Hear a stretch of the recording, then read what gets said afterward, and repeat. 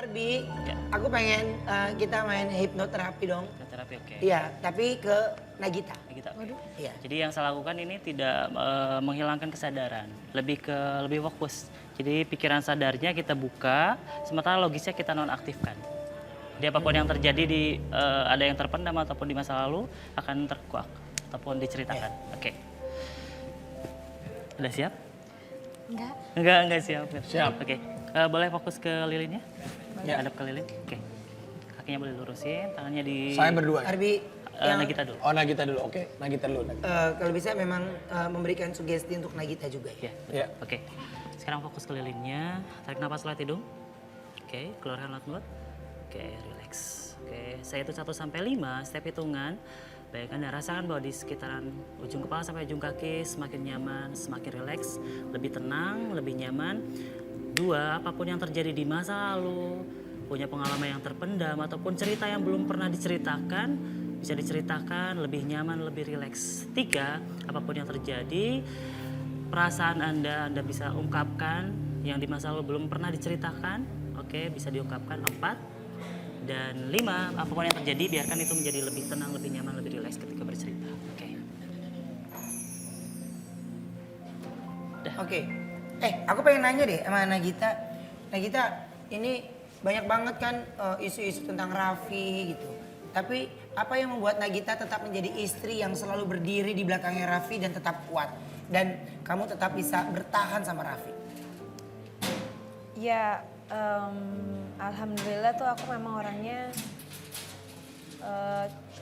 ya cuek, bisa dibilang cuek juga cuek, tapi ada bagusnya jadinya nggak dengerin omongan orang. Jadi aku tuh selalu mencoba untuk mendengarkan omongan suamiku. Apapun itu buat aku mau bener mau salah, yang namanya rumah tangga kita tetap harus percaya sama suami, sama pasangan kita. Kalau enggak ya nggak akan bisa jalan gitu. Oke. Jadi, tapi kalau kamu pernah nggak sih merasa sedih gitu sama atau mungkin ada perkataan Raffi yang membuat kamu kurang nyaman atau perkataan orang atau siapapun itu atau netizen gitu yang membuat kamu jadi sedih? Ya, semua orang pasti pernah sedih karena orang lain. Pernah, apalagi kalau kita hidup sama pasangan tuh kan nggak mungkin lo mulus-mulus terus, nggak mungkin jadi senang terus juga nggak mungkin. Tapi tuh ya semua balik lagi ya berdoa gitu. Kalau ada sakit hati, kalau aku kebetulan orangnya nggak terlalu banyak mikir sakit hatinya. Aku masih punya hal-hal yang lain bisa membuat aku lebih senang dan bahagia. Oke. Nah, hal apa yang Nagita harapkan dari seorang Raffi Ahmad? Tapi sampai saat ini nih, hal itu belum diwujudkan sama Raffi. Pengennya sih, ya aku tuh tahu Raffi tuh memang pekerja keras yang amat sangat-sangat. Aku juga paham dia itu dedikasinya tinggi banget sama yang namanya pekerjaan. Dan memang orangnya nggak bisa diem, otaknya tuh jalan terus gitu. Tapi aku tuh mau minta juga susah gitu. Takutnya kalau misalnya banyak minta juga kasihan dianya. Jadi beban ya? Jadi beban. Jadi aku tuh sebenarnya cuma pengen Raffi lebih banyak waktu sama keluarga, sama aku, sama istri, sama anaknya. Gitu Jadi aja lebih sih. ke waktu ya? Lebih banyak waktu.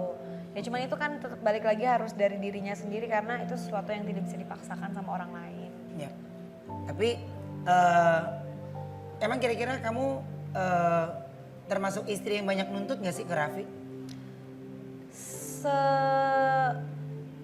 Setahu aku ya, bukan setahu aku sih, maksudnya perasaan aku sih kayaknya selama ini ya enggak juga sih. Ya paling aku tuh nggak pernah banyak minta, yang paling biasanya bawel tuh masalah waktu, masalah kesehatan, itu aja sih. Bawelnya kamu tuh pasti ya kalau bisa jangan kerja tapi lebih mikirin kesehatan gitu ya. Iya, kesehatan, banyak Ya, waktu sama masih keluarga, wajar. terutama sama anak, karena kan anak kan nggak bisa kecil lagi gitu. Ya, oke. Nah kita, ini dengar-dengar nih Raffi baru saja mengunjungi Ustadz Danu. Nah, bisa cerita nggak sih sebenarnya apa yang terjadi dan yang sedang terjadi dengan Raffi Ahmad ada apa sih?